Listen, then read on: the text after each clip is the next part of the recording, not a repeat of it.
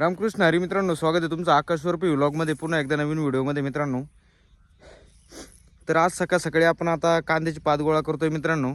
तुम्ही पाठीमागं बघू शकता, आपण इंस्टा व्हिडिओमध्ये टाकलं होतं की आपलं आता कांद्याचं भरून झाले, कांदे आता मार्केटला गेले. पाठीमागे जी कांद्याची पात शिल्लक आहे ती आपण आपल्या बकरांसाठी जमा करून ठेवणार आहे.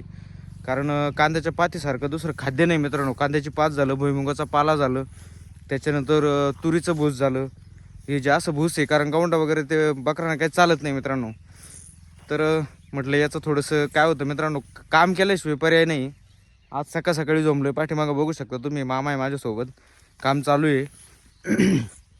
आपण काही पात काल नेलेली आहे, परवा नेली. आता याला ठिबक केलं होतं, आपण बेड केले होते, ठिबक केलं होतं. नळ्या बिळ्या काढून हे बघा आता बाजूला, त्या बाजूला असं नळ्या आपण पाईप ठेवलेले आहेत सगळे बाजूला.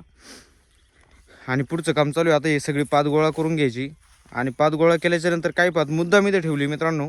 त्याचं कारण असं, कारण आपल्या आसपासच्या